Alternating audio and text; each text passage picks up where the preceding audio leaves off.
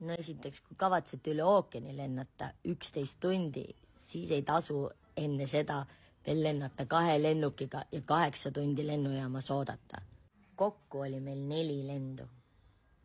3. kõige pikemal lennul hakkas see reisiärevus juba ära kaduma, nii et kui lõpuks sihtpunkti jõudsime, oli tuju halb ja väsinud. Esiteks soovitan istekohad mitte võtta keskele, siis puudub privaatsus täielikult. Mõlemalt poolt kõnnitakse mööda ja nähakse, kuidas mida teed. Ning üldse ei näinud aknast välja, kuna inimesed said panna elektroonilise kardina ette ja mingil põhjusel olid kõik seda teinud. Peale ühe vanamehe, aga sealt paistis mulle vaid tiib.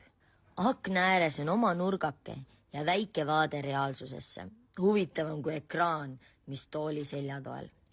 Pikal lennul sai endale teki, padja, tooli magamiseks alla lasta ja suurem osa ajast oli lennuk pime, nii et said ise tule endal põlema panna.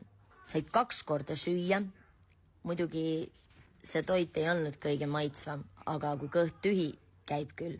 Joogid olid tasuta, muidugi õlle ei olnud, et kui sa seda tahad juua, pead lennujaamast kaasa ostma. Nüüd tuleb kõige põnevam osa, kui esimene söömine lõppes ja lennuk hakkas täiega rappuma.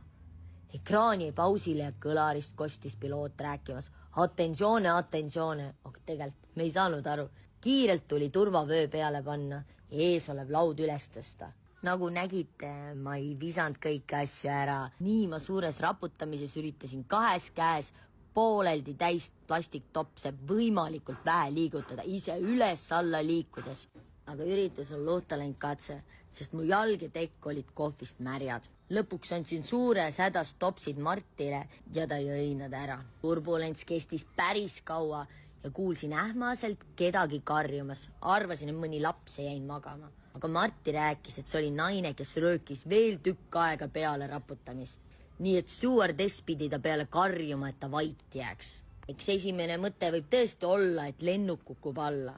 Aga olen varem palju väiksemat turbulentsi tundnud ja mind see ärevile ei ajanud. Esiteks, me alles tõusime õhku, kohe alla kukkumine ei tundu loogiline. Teiseks, kui peaks õnnetus juhtuma, ei saa sa sinna midagi parata ja liigne erutumine ei muuda tõsiasja. Karjumine aitab vähestel juhtudel ja lennukis oleme kõik ühes paadis või ühes lennukis.